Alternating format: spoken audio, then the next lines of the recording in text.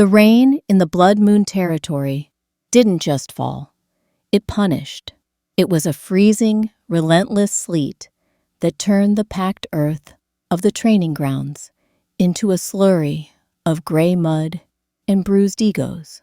For Alara, the weather was just another heavy hand pressing down on her shoulders, indistinguishable from the weight of the laundry basket she carried, or the scornful glares of the ranked wolves. She was an Omega. In the rigid, unforgiving hierarchy of the pack, she was essential but invisible, the mortar that held the bricks together, yet never acknowledged as part of the wall. She washed the blood from their training gear, scrubbed the grease from their plates, and lowered her eyes when they walked past. She kept her chin tucked into the fraying collar of her wool coat, her eyes fixed on her boots as they squelched through the muck. Left foot, right foot, don't slip, don't look up, don't be seen. It was her mantra. It was survival. But today, the courtyard was louder than usual. Through the curtain of rain, the sharp, barking laughter of beta warriors cut through the drone of the storm. It wasn't the camaraderie of sparring partners pushing each other to be better. It was the ugly, jagged sound of predators toying with prey that couldn't fight back. Alara slowed her pace, instinctively moving toward the shadows of the armory wall. The stone was rough against her shoulder, leaching the little warmth she had left in her body. She shouldn't look. Curiosity was a dangerous trait for an Omega. It had earned her a backhand more than once from the head housekeeper. But a sudden, wet thud, followed by a collective, jeering roar, made her flinch. Against her better judgment, she lifted her gaze. In the center of the courtyard, near the retaining wall that was currently defaced with bright red spray paint, a man was on his knees. They called him Ghost. He was the pack's janitor, a drifting rogue they had taken in 6 months ago, not out of kindness, but because the previous groundskeeper had died of old age, and they needed someone to clean the latrines and bury the waste. No one knew his real name.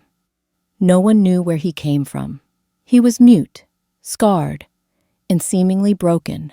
A wolf without a wolf, a man without a voice. He wore rags that barely qualified as clothing. A torn, gray tunic stained with engine oil and dirt, and trousers that were more patch than fabric, hemmed with mud. His dark hair was matted, hanging in wet strings over his face, obscuring his features. He looked like a heap of refuse that the pack had forgotten to sweep away.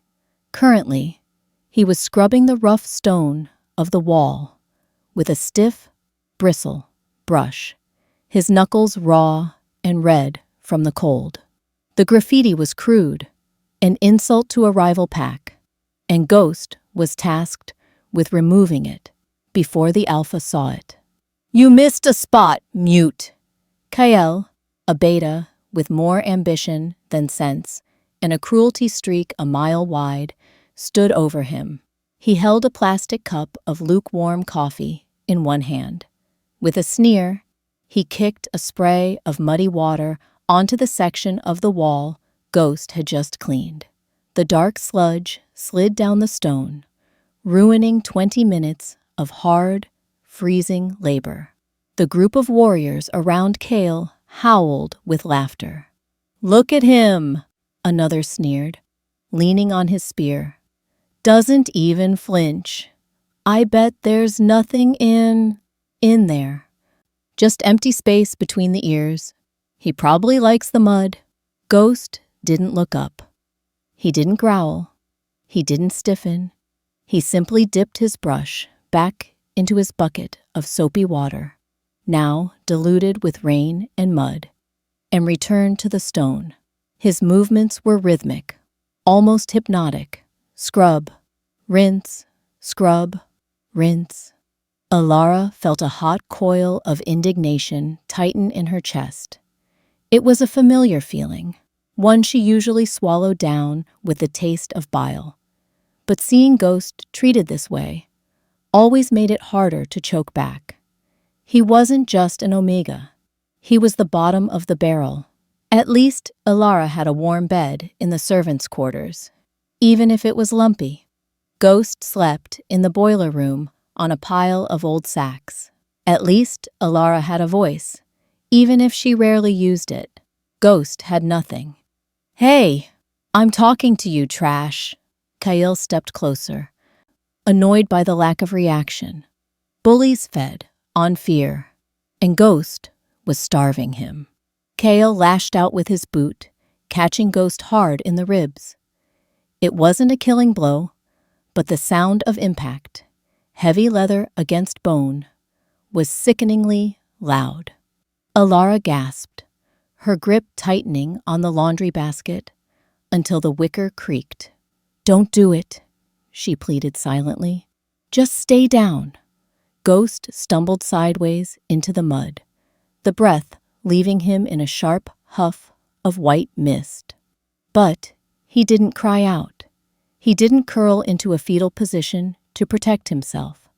He simply placed a large, scarred hand in the mud to steady himself, took a breath, and slowly pushed himself back up to his knees. He reached for the brush again. It was the dignity of the movement that enraged Kale. It was a silent refusal to be broken. It was a quiet kind of defiance that screamed louder than any growl. "You think you're tough?" Kyle growled, stepping forward, his fist clenching as his wolf surfaced, eager for violence. "You think because you can't speak, you don't have to show respect. I could snap your neck and no one would even ask where you went." "That's enough, Kale." The voice didn't come from Alara. It came from the high archway leading to the Alpha's residence. The laughter in the courtyard died instantly, strangled in the throats of the warriors. Even the rain seemed to quiet down, the atmosphere shifting from bullying cruelty to terrified submission. Alpha Goran strode into the light. If Kyle was a bully, Goran was a tyrant. He was a massive man, broad-shouldered and thick-necked, wearing a custom leather trench coat that cost more than Alara would earn in 10 lifetimes. He was the alpha of the Blood Moon Pack, but he ruled through fear, not loyalty. His eyes were cold, pale blue chips of ice, devoid of the warmth that usually characterized a pack leader. He smelled of expensive cologne and rotting leaves, the scent of power that had gone sour. He walked with the heavy, arrogant gait of a man who knows no one dares to touch him. "Alpha," Kyle stammered, his face draining of color. He bowed his head quickly, exposing his neck in submission. The other warriors followed suit, dropping their gazes to the mud. Goran ignored them. He didn't even look at his beta. His gaze was fixed entirely on the man in the mud. He stopped a few feet away from Ghost, looking down at him like one might look at a diseased rodent that had scurried into a banquet hall. "The wall still has paint on it," Goran said, his voice deceptively calm. Ghost continued to scrub. He didn't bow. He didn't stop working. He didn't acknowledge the Alpha's presence. Goran's jaw ticked. The disrespect was palpable. In wolf society, when an Alpha approached, you submitted. You bared your neck. You acknowledged the power in the room. It was instinctual biology. Ghost did none of that. He acted as if Goran was merely a part of the scenery, no more important than the rain or the stone. "I speak to you, and you ignore me?" Goran took a step closer, his voice dropping an octave, vibrating with an alpha command that made Alara's knees weak even from a distance. "Look at me when I address you, mongrel." Slowly, agonizingly slowly, Ghost stopped scrubbing. He sat back on his heels. He lifted his head. From her vantage point in the shadows, Elara caught a clear glimpse of his face for the first time that day. It was smeared with dirt, a jagged scar running from his temple to his jawline, disappearing into his beard. But it was his eyes that caught her. They weren't fearful. They weren't pleading. They were dark, deep, and terrifyingly empty of the submission Garan demanded. They were abysses. "Kael tells me you're clumsy," Garan said, a cruel smirk playing on his lips, "that you keep knocking over your water." Ghost stared at him, his face a mask of stone. "Let me help you with that." With a casual, almost bored flick of his boot, Goran kicked the heavy iron bucket. It was full of water, heavy and unwieldy, but Goran's alpha strength sent it flying. The metal rim slammed into Ghost's chest before the bucket tipped, drenching him in icy, soapy water. The brush flew from his hand and skittered across the courtyard, landing near Elara's feet. Goran laughed. It was a dry, hacking sound. "Whoops! My apologies. The ground is slippery." The warriors chuckled nervously, taking their cue from their leader, desperate to stay on his good side. Ghost sat there, the water soaking through his already freezing rags, plastering them to his skin. He was shivering now, the involuntary tremors of a body pushed past its limit. The cold was dangerous. Hypothermia wasn't a concern for shifters usually, but Ghost was so thin, so weak. And then, Elara saw it. It was so subtle that if she hadn't been watching him so intently, she would have missed it. Ghost's right hand, resting on his thigh, clenched into a fist. The movement was sharp, mechanical. The tendons in his forearm bulged like steel cables beneath the dirt-stained skin. A vein in his neck pulsed, thick and violent. For a fraction of a second, the air around him seemed to warp, as if a massive pressure was building up inside a container too small to hold it. The raindrops seemed to pause in mid-air around him. He wanted to kill him. Elara felt it in her bones, a wave of pure, concentrated murder radiating from the mute janitor. It wasn't the anger of a victim. It was the wrath of a god. "He's going to die," Elara thought, panic seizing her throat. "If he attacks the Alpha, Garan will tear his throat out right here. He's suicidal." But as quickly as the tension appeared, it vanished. Ghost exhaled a long, steady breath, his hand unclenched. The lethal tension drained from his shoulders, leaving him looking small and defeated once more. He lowered his head, accepting the humiliation. Garan sneered, disappointed by the lack of a fight. "Pathetic. You're barely a wolf. You're a stain." He stepped over Ghost's legs. "Clean this up. If there is a speck of paint on this wall by sundown, you won't eat for a week, and neither will the kitchen staff who feeds you." Garan turned on his heel, dismissing Ghost as if he ceased to exist the moment he wasn't being tormented. "Come," he barked to his warriors. "I have real matters to attend to. The council arrives in 3 days." As the group moved away, laughing and shoving each other, Elara remained frozen. Her heart was hammering against her ribs like a trapped bird. She looked at Ghost. He was alone in the rain, shivering violently now. He reached out a trembling hand, groping in the mud for the brush that was no longer there. He looked human, fragile. Elara looked down at the brush near her boot. "Walk away," her survival instinct whispered. Walking away keeps you safe. Walking away keeps you invisible. If she helped him, she aligned herself with him. If she aligned herself with the pack's punching bag, she became a target too. Goran had just threatened the kitchen staff. Her friends, associating with Ghost, was social suicide, and potentially physical suicide. She tightened her grip on the laundry basket. She took a step back, toward the safety of the servants' quarters. Ghost patted the mud blindly, his head bowed against the stinging sleet. He couldn't find the brush.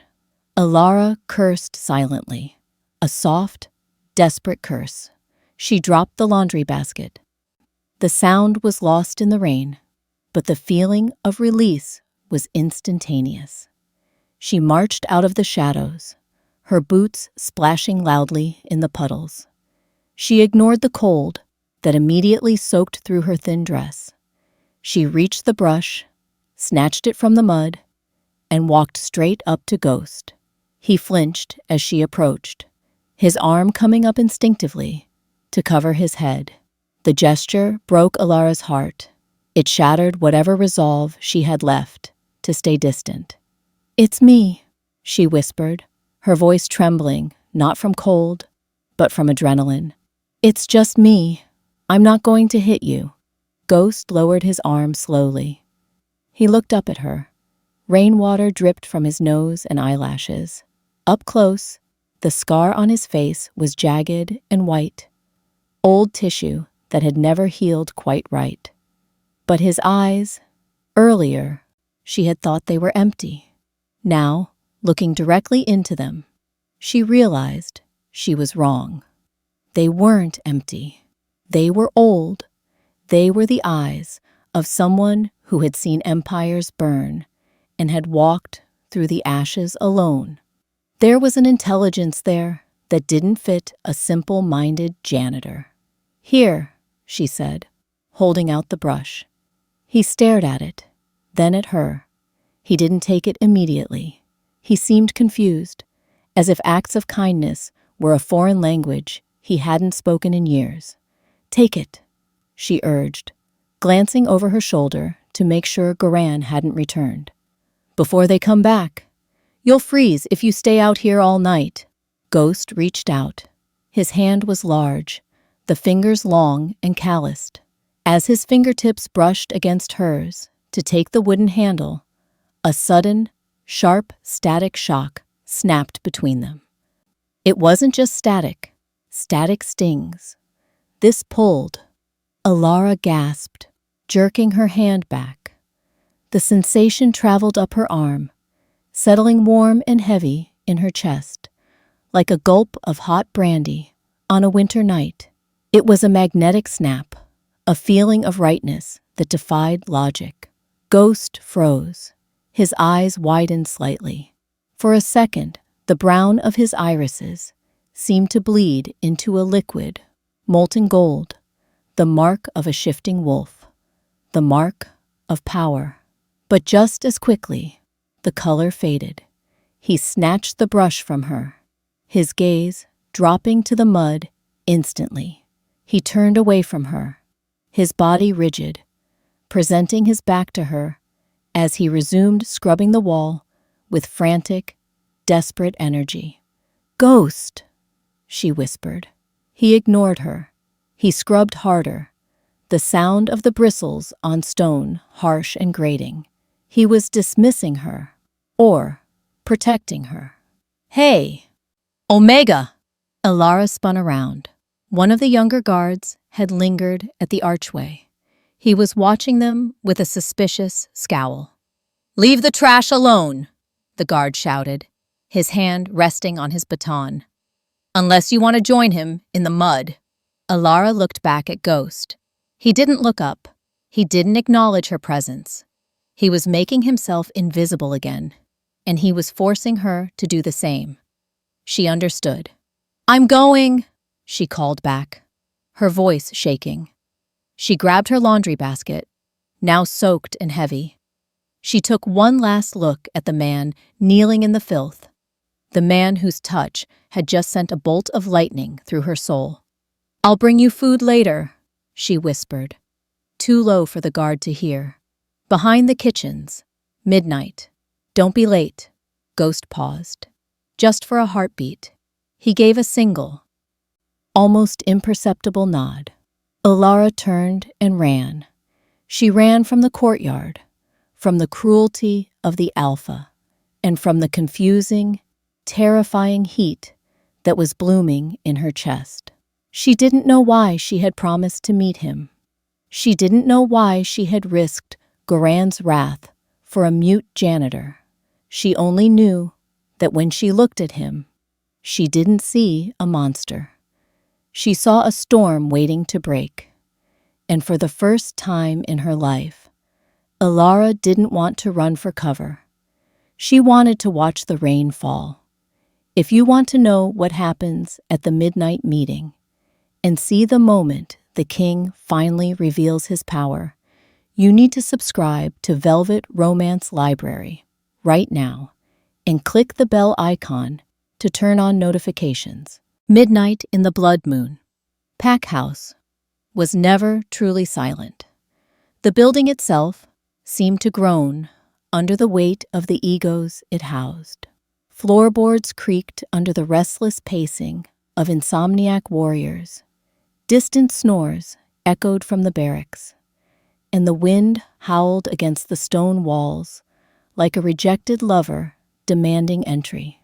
For Alara, midnight was usually the time she collapsed onto her narrow cot, her body aching so deeply that sleep felt less like rest and more like a temporary coma. But tonight, sleep was impossible. She sat on the edge of her mattress in the servants' quarters, her heart beating a frantic rhythm against her ribs. The room was cold, smelling of damp wool and lye soap. Around her, 3 other Omegas slept soundly, their breathing heavy and rhythmic. "Don't go," her mind whispered. "It's foolish. It's dangerous." If she were caught stealing food, she would be whipped. If she were caught sneaking out to meet a male, even a mute, outcast janitor, the rumors alone would be enough to get her exiled. In a pack like Blood Moon, reputation was currency, and Omegas were already bankrupt. But when she closed her eyes, she didn't see the head housekeeper's angry face or Alpha Goran's cold stare. She saw Ghost.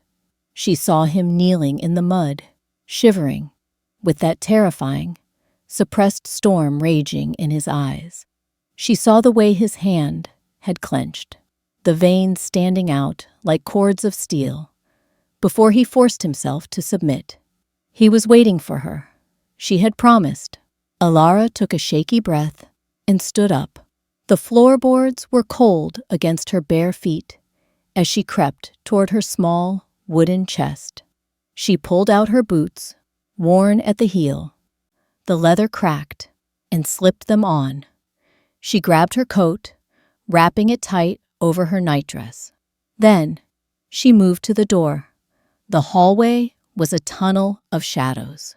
Alara moved like a phantom, sticking to the wall, counting her steps. 12 steps to the stairs. Avoid the 3rd step.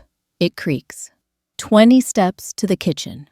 The kitchen was the heart of the pack house, a massive room filled with industrial stoves and stainless steel counters. By day, it was a chaotic inferno of steam and shouting. By night, it was a metallic graveyard, cold and sterile. Alara pushed the swing door open, just enough to slip through. The smell of roasted venison still lingered in the air, a cruel reminder of the feast the ranked wolves had enjoyed earlier, while the Omegas ate gruel. She went to the pantry. It was locked, of course. Omegas weren't trusted with keys. But Alara knew secrets. She knew that the latch on the walk-in fridge was faulty.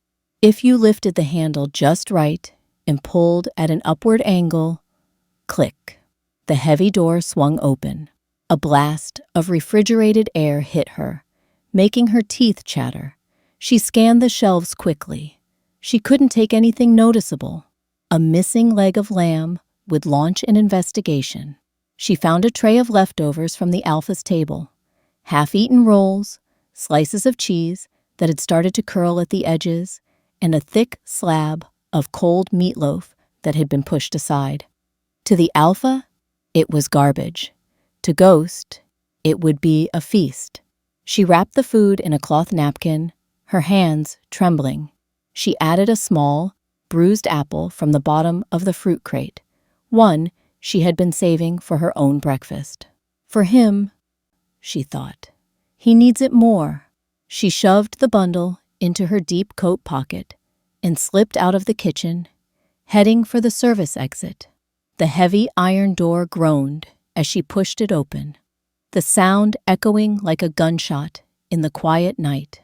Alara froze, her breath hitched, waiting for a shout, a growl, footsteps.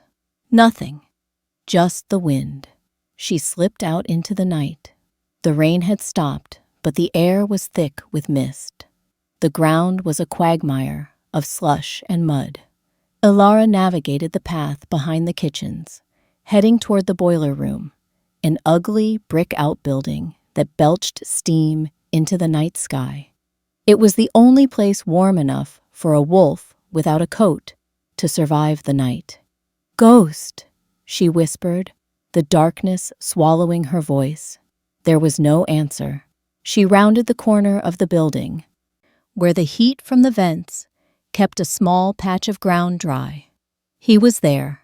He was sitting on an overturned crate, leaning back against the brick wall.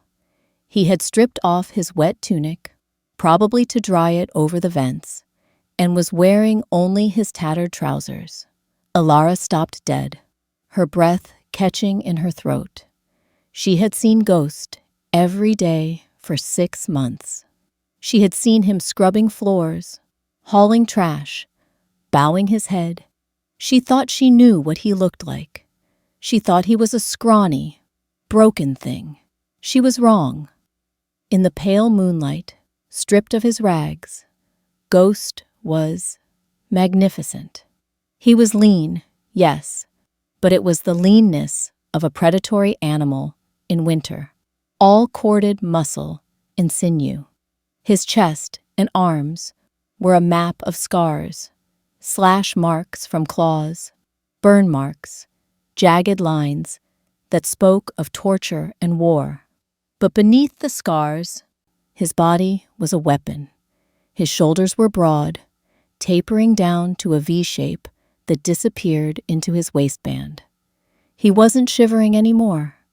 He sat with a stillness that was almost unnerving. He heard her approach. He didn't jump. He didn't scramble to cover himself. He simply turned his head, his dark hair falling over his eyes, and looked at her.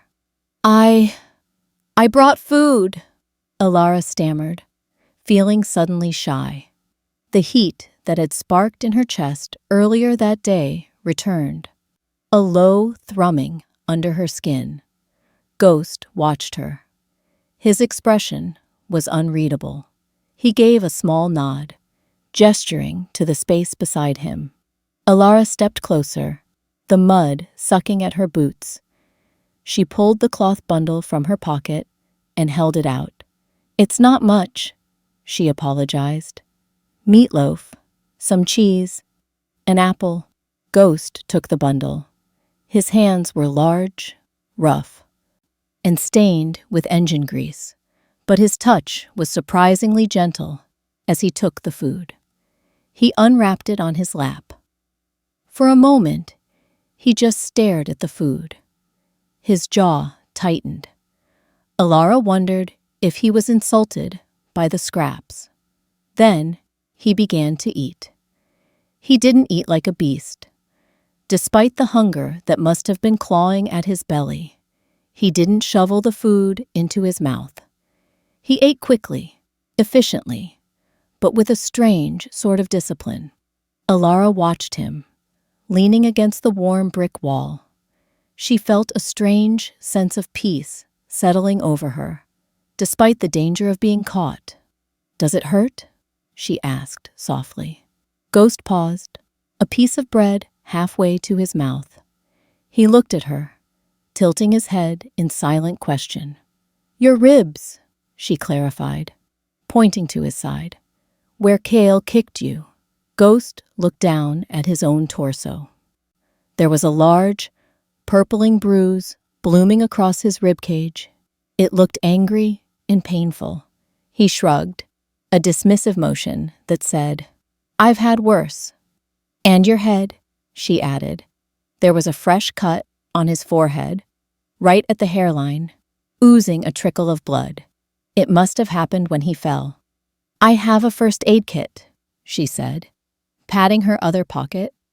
"Well, not a kit, just some antiseptic and a bandage. But I should clean that." Ghost tensed. He stopped chewing.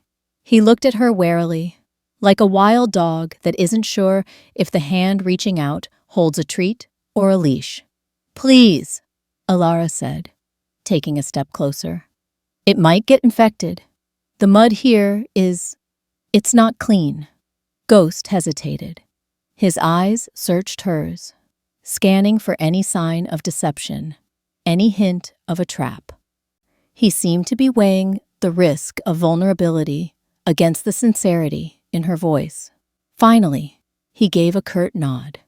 Alara let out a breath she didn't know she was holding. She pulled out a small bottle of rubbing alcohol and a cotton pad she had swiped from the laundry supply. "This will sting," she warned. She stepped between his knees, needing to get close to reach his forehead. The proximity was dizzying. She could smell him.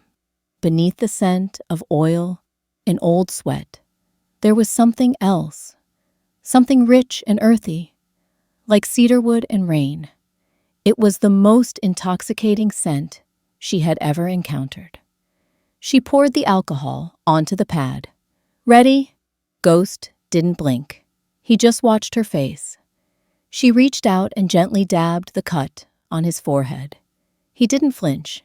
He didn't even wince. He sat as still as a statue, his breathing slow and steady. "You're very brave," she murmured, focusing on her task to distract herself from the fact that his bare chest was inches from her waist. "To take that from Kyle, to not fight back." She cleaned the wound, her fingers brushing against his skin. His skin was hot, unnaturally hot, like a furnace burning just beneath the surface. "I saw your hands," she whispered, her voice barely audible over the hum of the boiler. "I saw you make a fist. You wanted to hit him."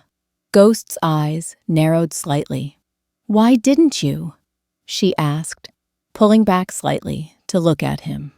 "Why do you let them treat you like this? You're strong. I can see that you're strong."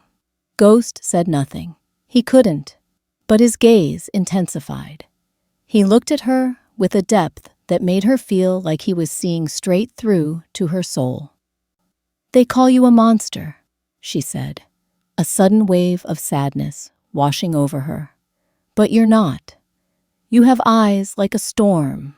She reached out, intending to brush a stray lock of wet hair away from his wound.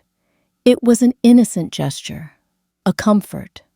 But the moment her fingertips grazed his temple, the world exploded. Zap! A shockwave of pure, white-hot electricity surged from the point of contact. It wasn't the static of the afternoon. This was a lightning strike. It tore through Alara's body, arching down her spine, curling her toes, and settling in her womb with a heavy, throbbing ache. The air around them cracked. A gust of wind whipped up from nowhere, swirling the dead leaves around their feet. Alara gasped, her vision blurring. "Oh!" Ghost reacted instantly. He jerked his head back as if he had been burned. He scrambled backward, the crate tipping over with a loud clatter. He hit the brick wall, his chest heaving. Alara stumbled back, clutching her hand to her chest. Her heart was racing so fast it felt like it might give out. What? What was that? She looked at Ghost. He was pressed against the wall, breathing hard. His head was lowered, his hair shadowing his face. His hands were gripping the rough bricks so hard that mortar dust was crumbling between his fingers. Ghost? She whispered, terrified. Slowly, he lifted his head. Alara stifled a scream. His eyes were gone. The deep, soulful brown was completely swallowed by a glowing, iridescent gold. It was a gold so bright it seemed to illuminate the dark corner of the boiler room. It was the gold of royalty, the gold of an alpha of alphas. And looking into those eyes, Alara didn't feel fear. She felt submission. Not the forced submission she gave to Garan, but a deep, instinctual urge to bare her neck, to comfort, to belong. Mate, her wolf whispered from the depths of her subconscious, a voice she hadn't heard clearly in years. Mate, king, mine. Ghost stared at her, the gold swirling in his irises. His nostrils flared, inhaling her scent, lavender and fear. A low, rumbling growl started deep in his chest. It wasn't a growl of aggression. It was a growl of possession. He took a step toward her. The movement was predatory, fluid, undeniable. Alara stood frozen, unable to move. She watched as he reached out a hand, the same hand that had just held a sandwich, and now looked like it could crush boulders. He reached for her face. Clang, clang, clang. The sound of metal boots on the walkway above them shattered the moment. Did you hear that? A guard's voice echoed from the roof of the kitchen. Sounded like something falling. Probably a raccoon, another voice replied. Check the perimeter. The gold in Ghost's eyes vanished instantly, snapping back to brown so fast it left Alara dizzy. The growl cut off. He grabbed Alara's arm. His grip was firm, urgent. He pulled her into the deep shadow between the boiler and the wall, pressing her back against the bricks. He covered her body with his own, shielding her from view. They stood there, chest to chest, heart to heart. Alara could feel the heat radiating off him. She could feel the hard planes of his muscles against her soft curves. The beam of a flashlight swept over the area where they had just been standing. It illuminated the overturned crate and the apple core. Nothing here, the guard called out. Just trash. The footsteps retreated. Ghost didn't move. He held her there for a long moment, his breath hot against her ear. The electricity was still humming between them, a live wire that refused to be cut. Alara looked up at him. He was looking down at her, his face inches from hers. The gold was gone, but the intensity remained. He looked tortured, as if being this close to her was the most painful and wonderful thing he had ever experienced. He slowly released her, stepping back into the cold. He looked at the door to the servants' quarters, then back at her. He raised a hand and pointed to the door. Go. But, Alara started, your eyes. He shook his head violently. He touched his lips with one finger. Silence. Alara understood. He had a secret, a dangerous one, and now she was part of it. I won't tell, she whispered. I promise. She turned and ran back toward the kitchen door, her heart full of questions and her body still humming with the memory of his touch. She didn't see Ghost watching her go. She didn't see him touch the spot on his forehead where she had cleaned the wound. and she didn't hear the single word he whispered into the darkness, his voice rough from disuse, but powerful enough to shake the earth. Mine. The days following the encounter in the boiler room were a blur of nervous tension for Ilara.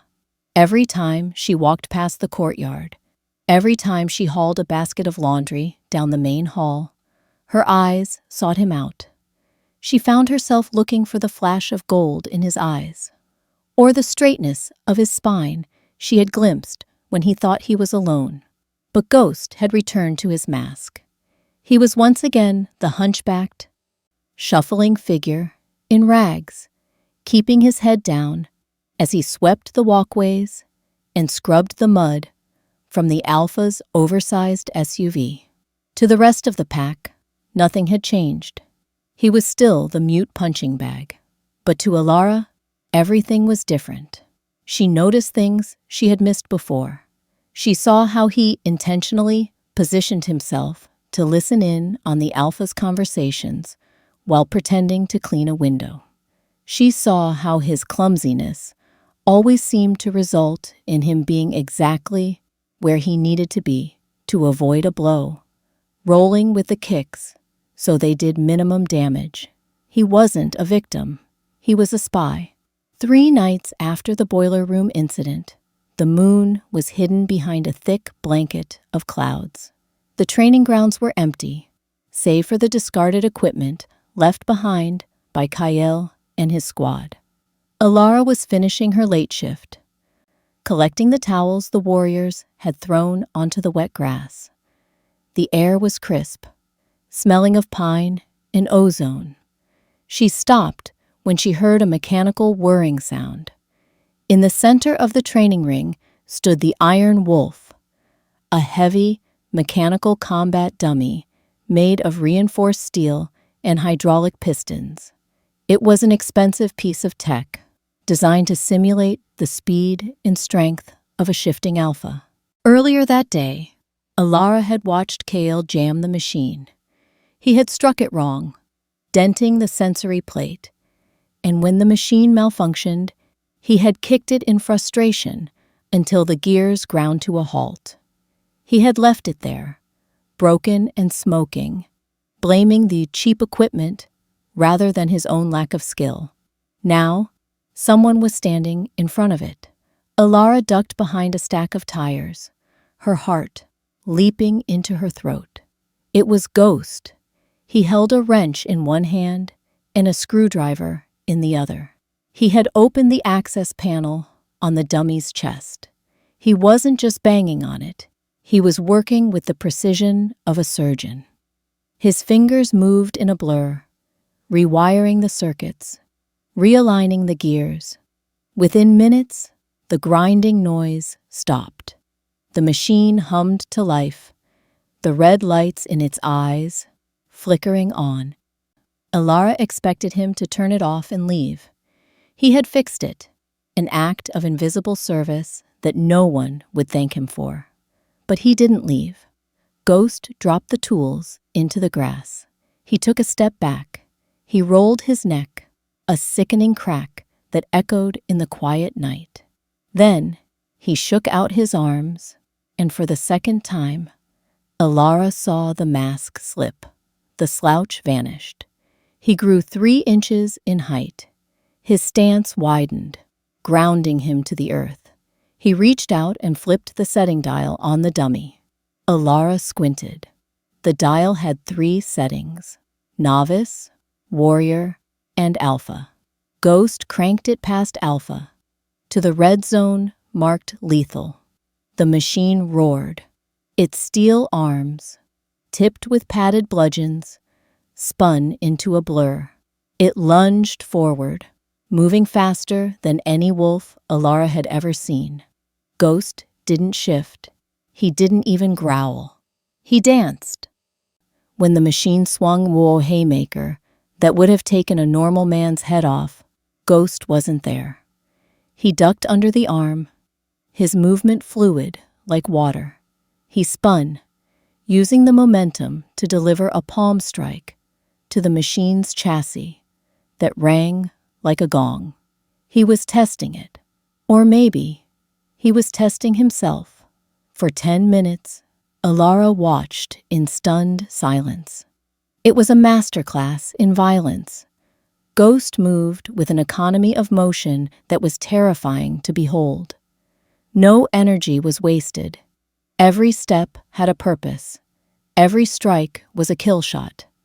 He fought not with the rage of a brawler, like Kale, but with the cold, calculated efficiency of an executioner.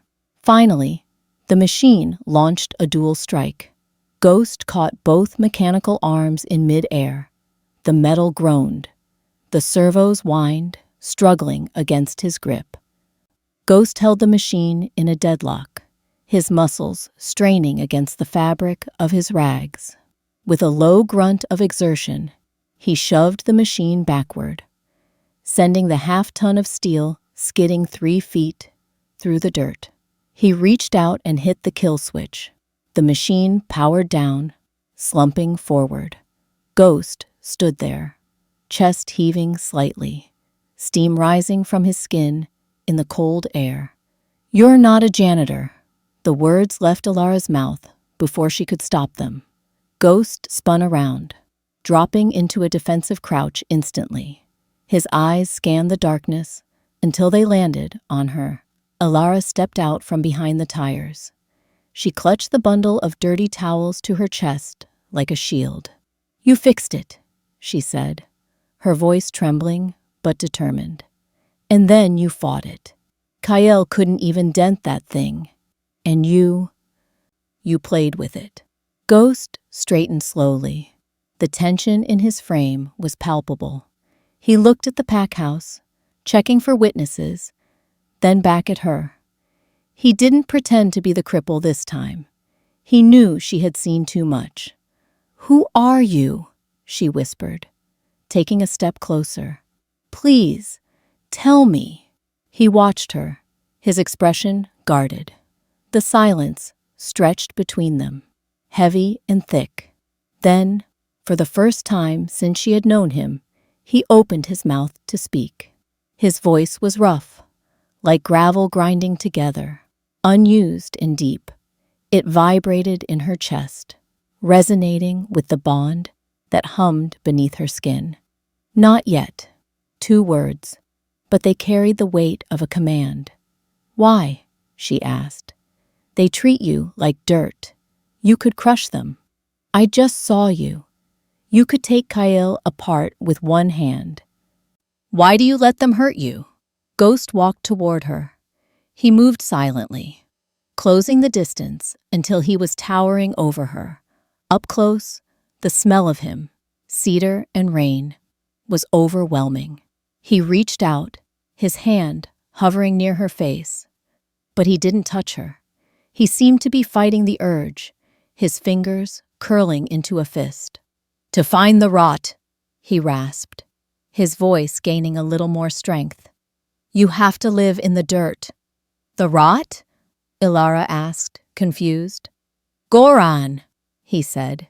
The name was a curse on his lips. "He is selling the pack out. I need proof. If I fight, he runs. If I wait, I catch him." He looked at her with an intensity that made her knees weak. "You are safe, Ilara, but you must wait. Can you do that?" "Safe?" Ilara let out a bitter, incredulous laugh. "I'm an Omega, Ghost. I'm never safe." Something dark flickered in his eyes, a flash of that molten gold. "You are now." He turned to walk away, grabbing his broom from where he had hidden it. "Ghost!" she called out. He paused.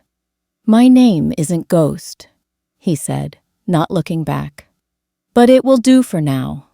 And then he melted into the shadows, leaving Ilara alone with the silent, beaten machine and a heart that was beating so fast it felt like it was trying to escape her chest. Episode 4. The Framed Crime. The storm that had been brewing over the Blood Moon Pack finally broke 2 days later. But it wasn't rain that fell. It was fire. The atmosphere in the pack house was suffocating. The council visit was tomorrow.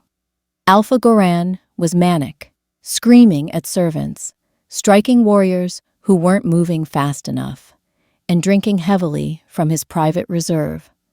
Elara was polishing the silver in the dining hall, her hands raw from the polish, when the doors slammed open. Goran stormed in. He wasn't just angry, he was rabid. His face was flushed purple, veins bulging in his neck. Kyle and 2 other enforcers trailed behind him, looking nervous. "Where is it?" Goran roared, overturning a chair. "Who took it?" The staff froze. The head housekeeper, a stern woman named Martha, stepped forward, trembling. "Alpha, what is missing?" "The blade of Fenrir," Goran bellowed, spit flying from his lips. "My ancestor's dagger. It was on my desk this morning. Now it's gone." Alara's stomach dropped. The dagger was ceremonial, silver-handled, encrusted with rubies. It was worth a fortune. "Search everyone," Goran commanded. "Turn this place upside down. If I find the thief, I will skin them alive in the courtyard." The enforcers began tearing the room apart. They ripped tapestries off the walls, emptied drawers, and shoved servants against the wall to pat them down. Elara stood still, letting Kael search her pockets. She had nothing. She knew none of the staff had taken it. They were too terrified of Goran to steal a crumb, let alone a treasure. "Nothing here, Alpha," Kael reported.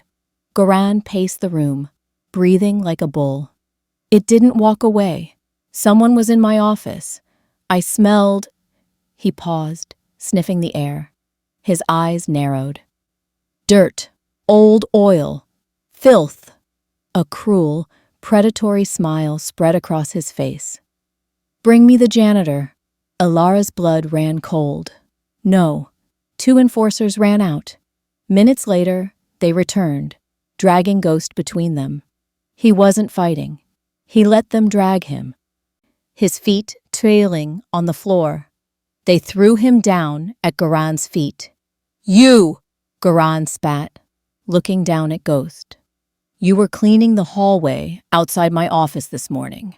Ghost remained on his knees, head bowed. He didn't speak. "Did you take it?" Goran demanded. "Did you think you could pawn it? Buy yourself some new rags?" Ghost shook his head slowly. "Liar!" Goran kicked him in the chest. Ghost fell back, grunting, but quickly righted himself. "Search his hovel," Goran ordered. Kael ran out. The room was silent, save for Goran's heavy breathing. Elara watched Ghost. He was calm, too calm. He was waiting. 10 minutes later, Kael returned. He was holding something wrapped in a dirty cloth. He unwrapped it. The blade of Fenrir glinted in the chandelier light. "Found it under his mattress, Alpha," Kael said, a triumphant smirk on his face. Elara gasped. It was a setup. It had to be. Ghost was too smart to steal something so obvious and hide it so poorly. Goran needed a scapegoat to show the council he was tough on crime. Or perhaps he just wanted an excuse to kill the thing that annoyed him. "I knew it!" Goran hissed. He grabbed the dagger from Kael. "Thief! Rat!" He walked up to Ghost. "The punishment for stealing from an alpha is death." Goran raised the dagger. He was going to execute him right there, on the dining room rug. Elara looked at Ghost. His muscles were tensed. He was ready to move. If he moved, if he fought back now, his cover was blown. The traitor he was hunting would escape. The plan would fail. He was going to let it happen. Or he was going to expose himself. Both options were disasters. Elara didn't think. She didn't weigh the pros and cons. She just moved. "Stop!" She threw herself between Garan and Ghost, landing on her knees in front of the janitor. The room gasped. An Omega interrupting an Alpha was unheard of. Garan froze, the dagger hovering inches from Alara's face. He looked down at her, confused and furious. "Move, girl!" "He didn't take it," Alara cried, her voice shaking so hard she could barely get the words out. "I did!" Silence. Absolute, terrified silence. Ghost stiffened behind her. She felt his hand brush against her back, a silent warning. "Stop!" She ignored him. She looked up at Garan. "I stole it. I gave it to him to hide. He didn't know what it was. I wanted to sell it to buy medicine for my mother." It was a lie. Her mother was dead. But Garan didn't know that. Garan lowered the dagger slowly. He looked from Alara to Ghost, then back to Alara.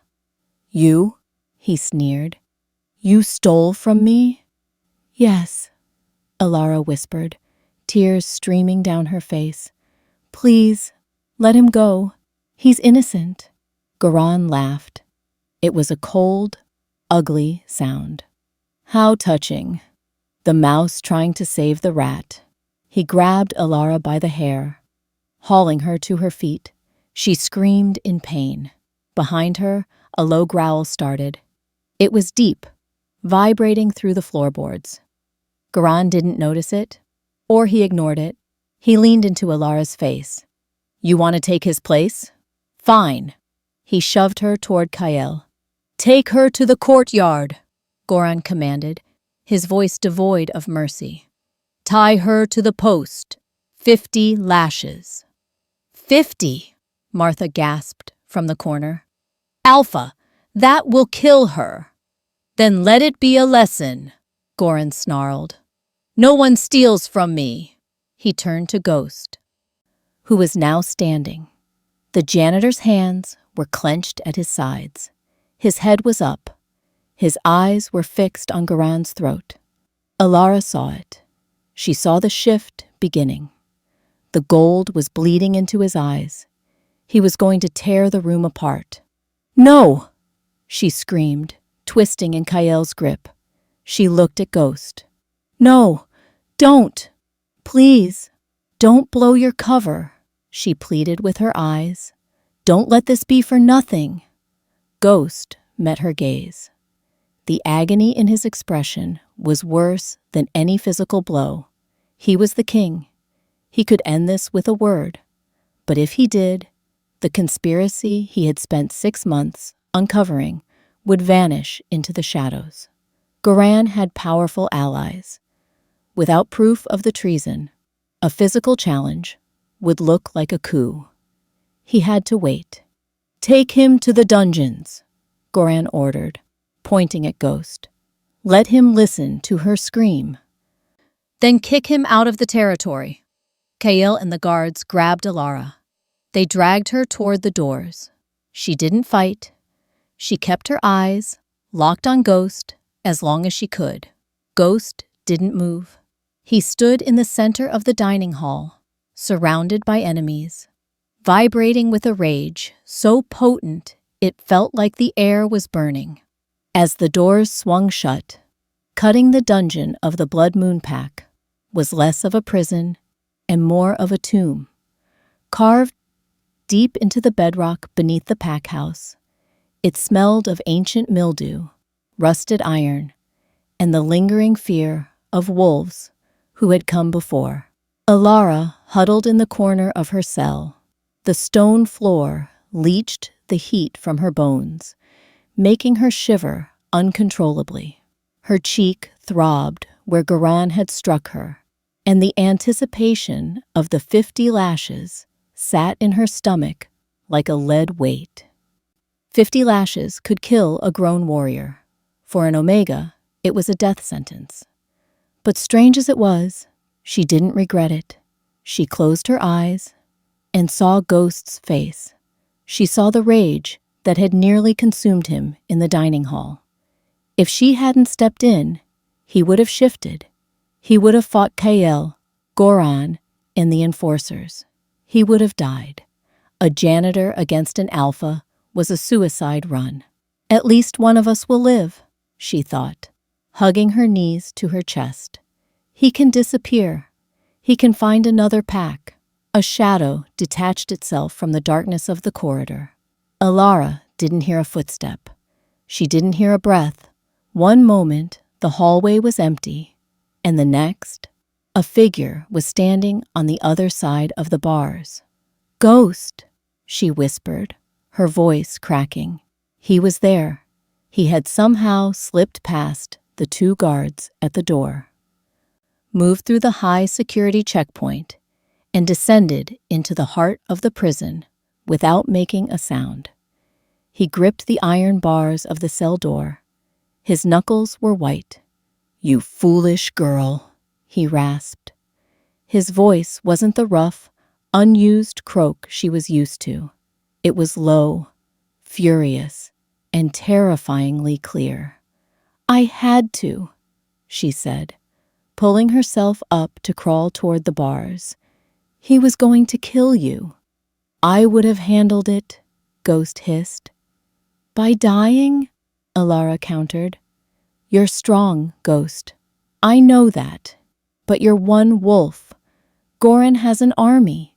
Ghost closed his eyes. He rested his forehead against the cold iron. A tremor ran through his body, not from cold, but from a suppressed violence so potent it made the air around him hum. "You don't understand," he whispered. "I am not in danger here." "You are." He opened his eyes and looked at her. The dim light from the corridor sconce caught the gold flecks swirling in the brown. He looked at the bruise on her cheek, and his jaw tightened until Alara thought his teeth might shatter. "He hit you," Ghost said. It wasn't a question. It was an accusation against the universe. "It's okay." Alara tried to smile, but it stung. "I've had worse." "That is not a comfort." Ghost slammed his hand against the bars. The sound rang out like a gunshot. But miraculously, the guards upstairs didn't come running. That you have endured pain before does not make this acceptable. It makes it a tragedy. He reached through the bars. His hand cupped her face, his thumb tracing the line of her jaw below the bruise. His touch was scorching hot. "Why?" he asked, his voice breaking. "Why sacrifice yourself for a janitor, for a mute, for nothing?" "Because you're not nothing," Alara said fiercely, leaning into his touch. "You matter. You have eyes like a storm, remember? And because when I'm with you, I don't feel invisible." Ghost stared at her.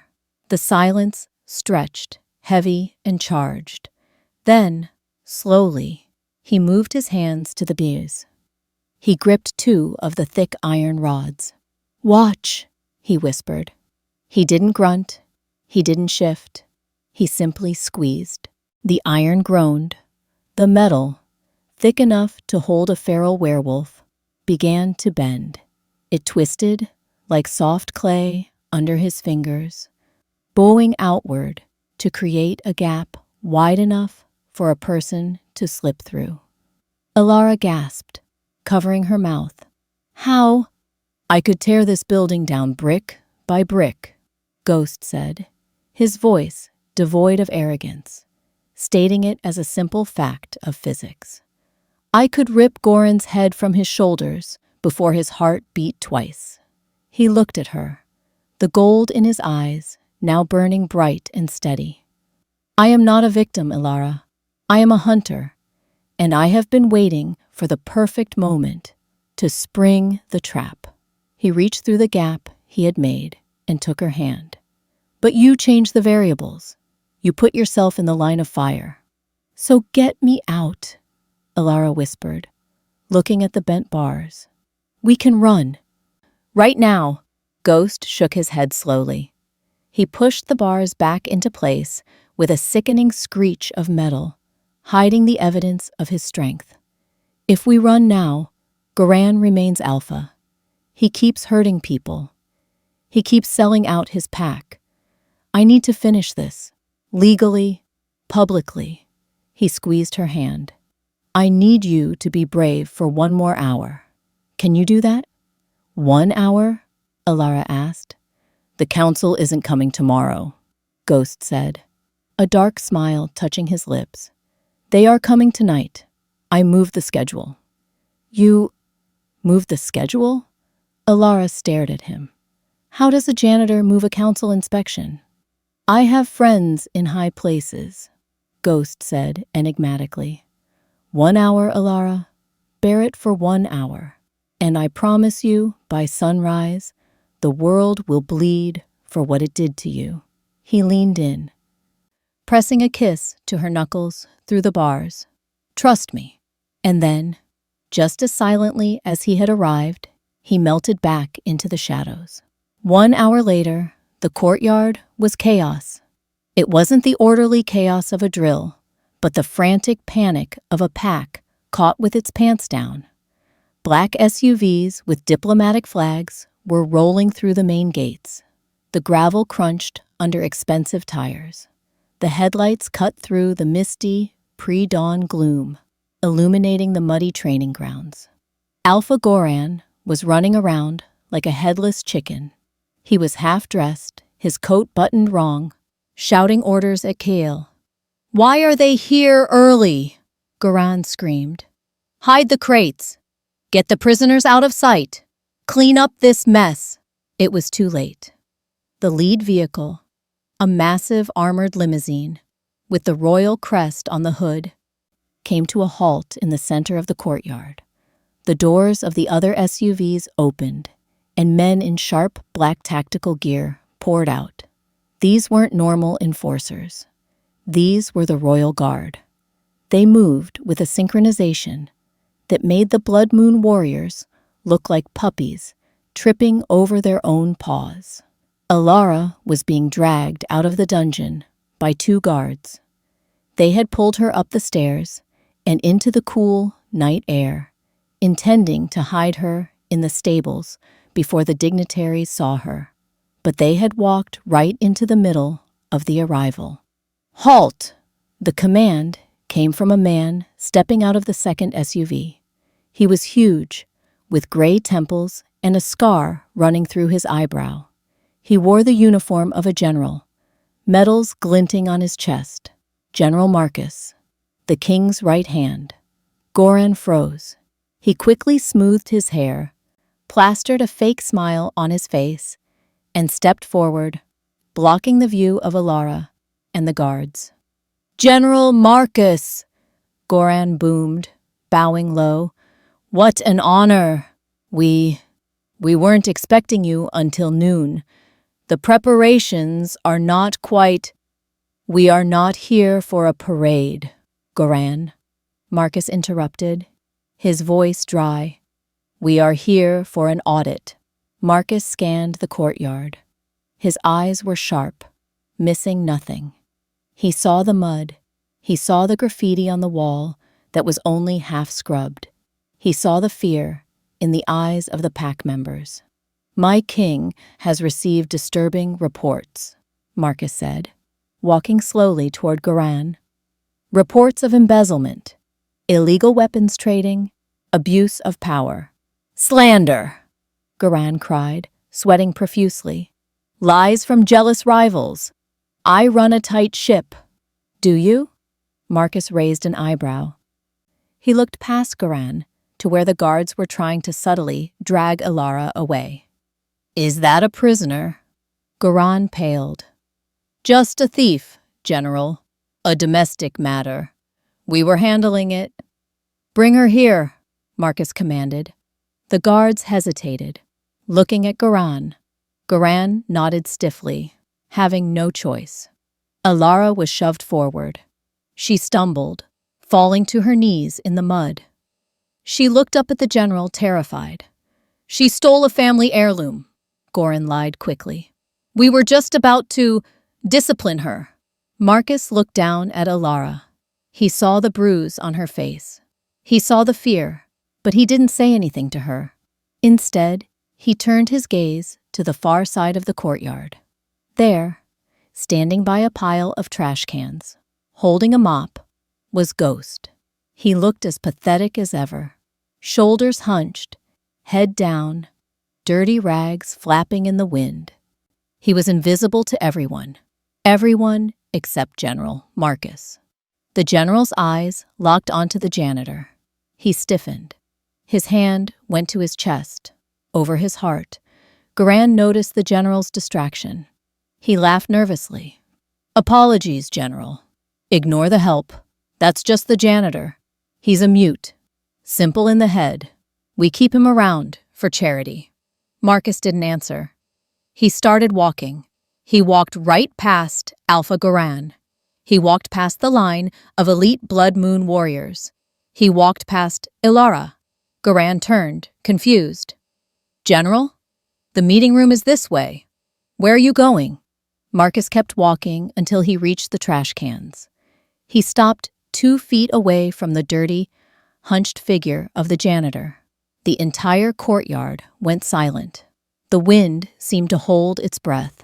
Slowly, deliberately, the general of the royal army, a man who answered only to the crown, dropped to one knee. He bowed his head, lowering his eyes to the mud. My king, Marcus said, his voice ringing clear in the silence. The perimeter is secured. We await your command. Goran's jaw dropped. Kael dropped his spear. Alara stopped breathing. Ghost stood there for a second longer, holding the mop. Then, he let go. The mop handle clattered onto the concrete. Ghost straightened up. He rolled his shoulders back, and the slouch vanished. He ran a hand through his hair, pushing the dirty strands back from his face. He turned to face the courtyard. The eyes that looked back were no longer brown. They were molten, blazing gold. Rise, Marcus, the king said, and the world shifted on its axis.